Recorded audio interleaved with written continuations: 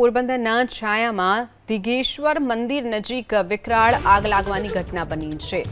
આગે પડવારમાં જ રૌદ્ર સ્વરૂપ ધારણ કરી લેતા લોકોમાં ફફડાટ જોવા મળ્યો। 2 થી 3 કિલોમીટર દૂર સુધી આગની જ્વાળાઓ જોવા મળી છે। ફાયર બ્રિગેડે સ્થળ પર પહોંચી આગ પર કાબુ મેળવવાના પ્રયાસો હાથ ધર્યા છે। આગે પડવારમાં જ રૌદ્ર સ્વરૂપ ધારણ કરી લેતા સ્થાનિકોમાં ફફડાટ।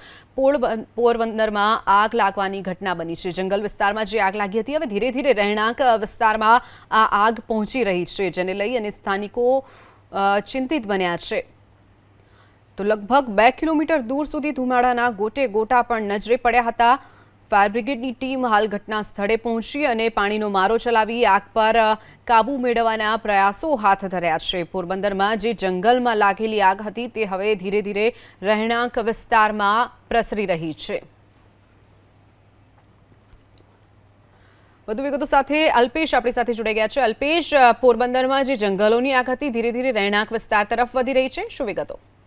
हाँ जी, जाणवा मळती माहिती मुजब 1 वाग्या 1 થી પોણાની આજુબાજુમાં દુધેશ્વર મહાદેવનું મંદિર છે, ત્યાં બાવળનું જંગલ આવેલું છે, તેની અંદર આગ લાગી તેવા સમાચાર ફાયર બ્રિગેડને મળતા ફાયર બ્રિગેડની ટીમ ત્યાં ઘટના સ્થળે પહોંચી હતી અને પવનનો આજે 50 થી 40 થી 50 કિલોમીટરની સ્પીડે પવન હોવાથી આગ વધારે ફેલાવવામાં લાગી હતી અને જે જંગલ વિસ્તાર છે, આખો બાવળનું જંગલ છે, તેની અંદર આગ પ્રસરી હતી। તે નિર્મા ફેક્ટરી છે, નિર્મા કેમિકલ કહેવાય છે, નિર્મા ફેક્ટરી કહેવાય છે, તેની આજુબાજુના વિસ્તારમાં ઝડપભેર ફરવા માંડી હતી અને લગભગ 2 થી 2.5 વાગ્યાની આસપાસ તે જ્યાં એક સ્કૂલ આવેલી છે, ડી કોલોની કરીને છે, એની પાછળના ભાગમાં એક સ્કૂલ છે, ત્યાં સુધી પહોંચી હતી અને ત્યાં ફાયર બ્રિગેડની ટીમ અને નેવી કોસ્ટગાર્ડની ટીમ પણ સાથે આવી હતી। ડિફેન્સના ફાયરના વિભાગોનામાંથી પણ બધા સહાયતા માટે આવી ગયા હતા અને ત્યાં આગ બુઝાવવાની અને એ આગ થોડી ધીરે ધીરે રહીને બીજી તરફ પણ પ્રસરી હતી।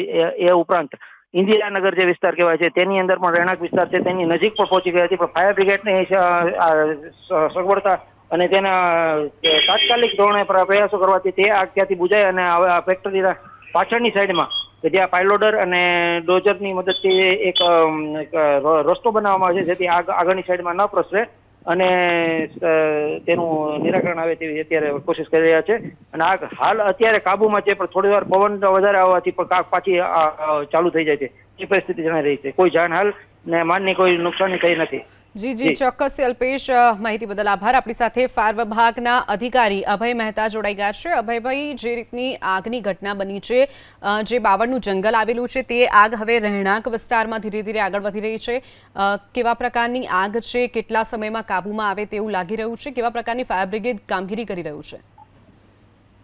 રહેણાંક વિસ્તારમાં જે પણ આગ હતી એ વધારે પડતી તો કાબુમાં લીધેલી છે। હવે અંદરની બાજુ જે જંગલનો વિસ્તાર ને ઝુરીનો વિસ્તાર છે એ બાજુ પ્રસરે છે, જેને હાલ બુઝાવવાની કામગીરી ચાલુ છે અને ઓલમોસ્ટ 7 થી 8 ફાયર ફાઈટરો કામગીરી કરે છે અને હાલ કાબુમાં આવે તેવી સ્થિતિ જણાઈ રહી છે। ચોક્કસથી અભયજી, જોડાવા બદલ આભાર આપનો।